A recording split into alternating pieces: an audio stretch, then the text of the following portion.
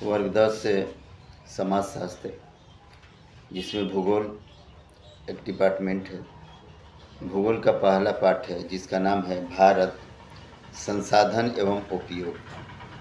भारत के अंदर संसाधन और उपयोग, इसके प्रश्नोत्तर को हम लोग देखेंगे। सबसे पहले पहला प्रश्न है, संसाधन को परिभाषित कीजिए।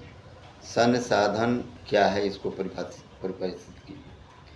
उत्तर है, मानव के लिए उपयोगी सभी जीव, वस्तुएं एवं पदार्थ जो पर्यावरण में पाए जाते हैं तथा मानवीय आवश्यकताओं की पूरा करने के जो समर्थ होते हैं, या ये समझा जाए कि इस पर्यावरण में पाई जाने वाली वो सारी वस्तुएं, सारी चीज़ें जो मनुष्य के लिए आवश्यकता है, वो संसाधन कहलाते हैं। मानव संसाधन, खनिज तेल, वन, खनिज पदार्थ, ये सारी चीज़ें जो है संसाधन माने जाते हैं, या इसको संसाधन से परिभाषित करते हैं। अगला क्वेश्चन है क्वेश्चन नंबर 2, संभावी एवं संचित कोश संसाधन में अंतर क्या है? संभावी संसाधन, इसका उत्तर देखेंगे, ऐसे संसाधन जो किसी क्षेत्र विशेष में मौजूद हो और जिन्हें उपयोग में लाए बिना ही लाए जाने की संभावना रहती है। कहने का मतलब वह इलाका, जिस इलाके में वो पदार्थ मौजूद हो और उसे उपयोग में लाए जाने की संभावना जब रहती है तो उसको हम लोग संभावी संसाधन कहते हैं। अगला पॉइंट है संचित संसाधन।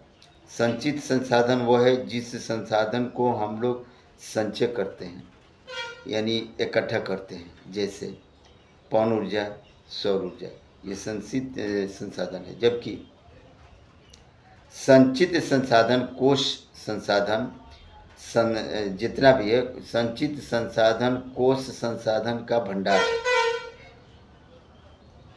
क्योंकि कोश संसाधन ही संचित संसाधन होता है जिन्हें उपलब्ध तकनीकी की ज्ञान की सहायता से उपयोग में ला सकते हैं, परंतु इनका उपयोग अभी आरंभ नहीं किया गया है। जब आरंभ किया जाएगा तो इसका उपयोग किया जा सकता है। यह उपयोग सिर्फ भविष्य में किया जा सकता है, या इसकी आपूर्ति भविष्य में ही की जा सकती है। जैसे बांध में जल,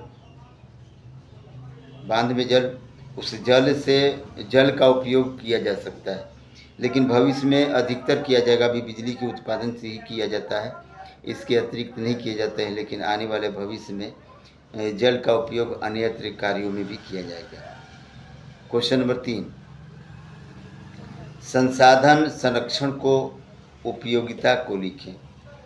संसाधन संरक्षण क्यों ज़रूरी है, उसकी संरक्षण की उपयोगिता क्यों होनी चाहिए? उत्तर है, संसाधन संरक्षण को उपयोगिता में लाने के लिए विवेकपूर्ण उपयोग क्या होनी चाहिए, उसी को संसाधन संरक्षण कहते हैं। संसाधन संरक्षण की उपयोगिता इस प्रकार होनी चाहिए। पॉइंट नंबर 1, इसके माध्यम से संसाधन को लंबे समय तक संचित रखा जाता है। पॉइंट नंबर 2, संसाधन संरक्षण से ही अगली पीढ़ी लाभान्वित हो सकती है। अगली पॉइंट, भावी पीढ़ी को किसी अन्य पर आश्रित नहीं रहेगा। संसाधन को प्रदूषित होने से बचाया जा सकता है। क्वेश्चन नंबर 4, संसाधन निर्माण में तकनीक की क्या भूमिका है, स्पष्ट कीजिए। उत्तर, तकनीक के माध्यम से हम संसाधन की उपयोगिता एवं मूल्य में वृद्धि कर सकते हैं। तकनीक की मदद से ही लौह खनिज कारखानों तक पहुंचाया जा सकता है और स्टील में बदले जा सकते हैं। इसके अलावा तकनीक की मदद से ही या तकनीक की सहायता से ही संसाधन मानवीय उपयोग में लाए जा सकते हैं। संसार में इतने सारे लौह, इस्पात या जो कुछ भी है, उनका उपयोग हम डायरेक्ट नहीं कर सकते हैं। ये तकनीक ही एक ऐसी संसाधन है जिसके द्वारा उससे संसाधन को उपयोग के लायक बनाया जा सकता है। अगला क्वेश्चन, दीर्घ उत्तरीय क्वेश्चन नंबर 1, संसाधन के विकास में सतत विकास की अवधारणा की व्याख्या करें। सतत विकास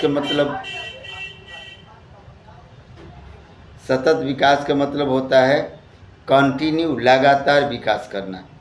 सतत विकास से हमारा अभिप्राय ऐसे विकास से है जो हमारी भावी पीढ़ियों को अपनी ज़रूरतों को पूरी करने में सहायता देगी या उससे प्रभावित कर सकती है, वर्तमान समय की आवश्यकता पूरी करे। संसाधन न केवल मानवीय विलासिता के साधन है बल्कि वे मनुष्य की जीविका के भी आधार है। संसाधन प्रकृति द्वारा जीव जगत के लाभ के लिए दिया गया है, अमूल्य एक उपहार है। लेकिन कुछ लोगों के द्वारा प्रकृति प्रदत्त संसाधनों को निर्ममता पूर्वक दोहन किया जा रहा है, जिसकी वजह से ये संसाधन दिन पर दिन विलुप्त होते जा रहे हैं। कुछ लोग ऐसे भी हैं जो विकसित करने के संभावना में नहीं रहते और न ही विकास करने के, और इसका नतीजा हुआ कि संपूर्ण पृथ्वी विषाक्त हो गई और इसके ओजोन परत की जो क्षमता है वो कम हो गई, जिससे हानिकारक सौर विकिरण पृथ्वी पर पहुंचने लगी, क्योंकि ओजोन परत से होकर गुजरने वाली जितनी भी सूरज की किरणें हैं वो उसमें रुक जाती हैं, यानी अर्थात पराबैंगनी किरणें ओजोन मंडल में ही रुक जाती हैं। लेकिन जब धीरे धीरे मनुष्य के कर्मों के अनुसार ओजोन परत भ्रष्ट होता जा रहा है, उसमें छिद्र होते जा रहे हैं, तो जिसकी वजह से उससे होकर पराबैंगनी किरणें धरती पर चली जाती हैं और इससे मनुष्य के अंदर पड़ने वाली त्वचा कैंसर इसी के कारण होते हैं, और त्वचीय कैंसर की वजह से मनुष्य विध्वंस हो जाता है। पृथ्वी पर अफ्रीका के जंगल में ओजोन मंडल के कहीं छिद्र हो गया है, इसकी संभावना बनती है, जिसकी वजह से वहाँ के लोगों में त्वचीय कैंसर अत्यधिक है। ओजोन परत को क्षय करने वाली या ख़त्म करने वाली कुछ ऐसी चीज़ें हैं जैसे CFC के मतलब क्लोरोफ्लोरोकार्बन। ये एक ऐसा कार्बन है, ये ऐसे गैस हैं जो ओजोन परत को भ्रष्ट कर देती हैं और ये धरती पर आती है, जिसकी वजह से सारी प्रक्रिया भ्रष्ट हो जाती हैं। तो अगर हम उसको बचाए रखें तो यही हमारे लिए सतत विकास माना जाता है। क्वेश्चन नेक्स्ट, क्वेश्चन नंबर 2 और आखिरी क्वेश्चन, स्वामित्व के आधार पर संसाधनों के विविध स्वरूपों का वर्णन कीजिए। उत्तर, स्वामित्व के आधार पर संसाधनों के मुख्य रूप से 4 प्रकार होते हैं। नंबर 1, व्यक्तिगत, वह संसाधन जो एक ही व्यक्ति मालिक हो, जिसका, जैसे दुकान, मकान या उस तरह की कोई किसान, इसका स्वामित्व व्यक्तिगत होता है। दूसरा होता है सामुदायिक संगठन या सामुदायिक संसाधन। सामुदायिक संसाधन वो है जिसमें सबका काम होता है या सबके लिए संसाधन है, जैसे तालाब, चारागाह, पार्क, शमशान, कब्रिस्तान, ये सबका है संसाधन। एक राष्ट्रीय संसाधन होता है। राष्ट्रीय संसाधन वह संसाधन है जिसका उपयोग सभी करते हैं लेकिन वो राष्ट्र का होता है, जैसे सड़क, नहर, रेल इत्यादि, ये सरकारी है परंतु उसका उपयोग सभी लोग करते हैं। एक होता है अंतर्राष्ट्रीय संसाधन।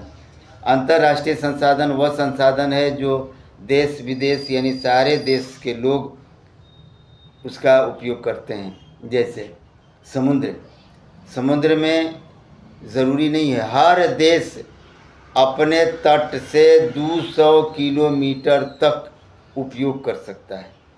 समुद्री क्षेत्र में कोई किसी भी देश के सटे अगर समुद्र हो तो वह देश अपने सटे हुए भाग से 200 किलोमीटर तक समुद्र को अपने यूज में ला सकता है, उससे अधिक उसका नहीं होता है। तो ये समाप्त हुआ।